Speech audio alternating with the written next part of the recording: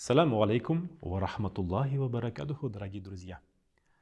Пророк Мухаммад, алейхиссалату вассалям, в одном из изречений говорит: друзья бывают двух видов.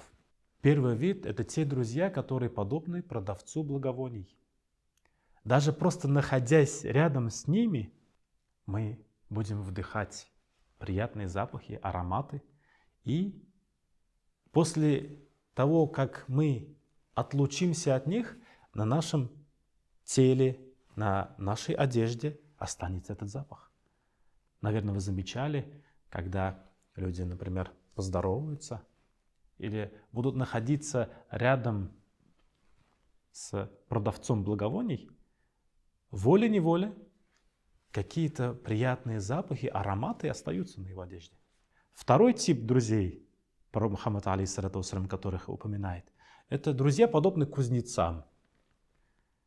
Просто находясь рядом с ними, ваше тело, оно пропахнет дымом, гарью, а также будут лететь искры и капли раскаленного железа, и они будут прожигать вашу одежду и оставят непременно след в вашей одежде. Так вот, пророк Мухаммад, алейхиссалату вассалям, призывает нас окружать друзьями, которые влияют благостным образом.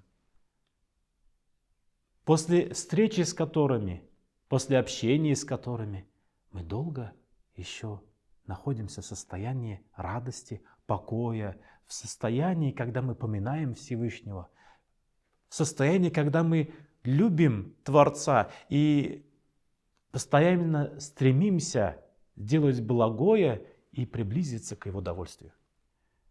Недавно прихожанин рассказал, как он встретился со своим другом детства.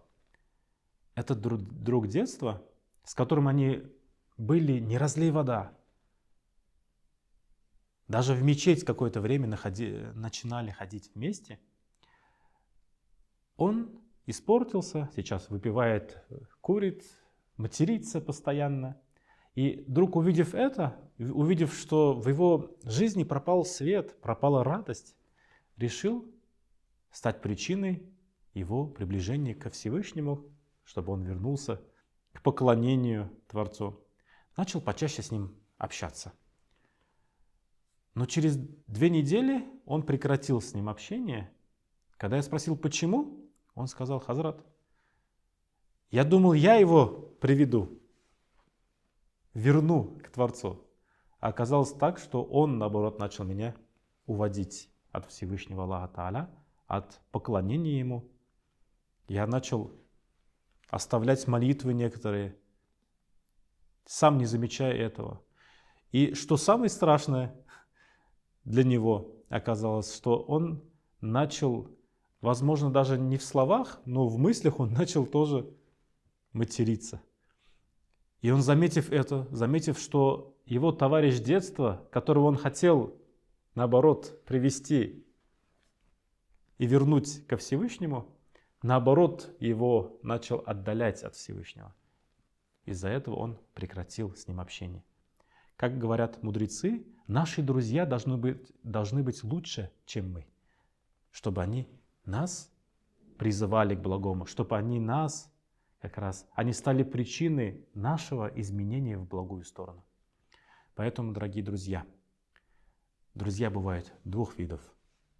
Друг подобно кузнецу и друг подобно продавцу благовоний. Пусть наши друзья будут подобны продавцу благовоний, чтобы общение с ними, оно нас приближало ко Всевышнему, к Его довольствию, чтобы общение с ними, оно нас делало чуточку лучше.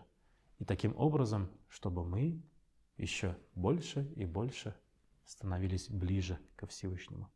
А когда друг наш приближает нас ко Всевышнему и делает нас еще близкими, еще более близкими друзьями к Аллаху, то знаете, Аллах Та'аля говорит, поистине друзья Аллаха, Аузу биллахи минаш шайтанир раджим, бисмиллахир рахманир рахим, ля хауфун алейхим ва ля хум яхзанун. Поистине те люди, которые выбрали в друзья Всевышнего Аллаха, они не будут видеть печали и горестей. Они будут находиться в душевном спокойствии, и рядом с ними будет помощь от Творца.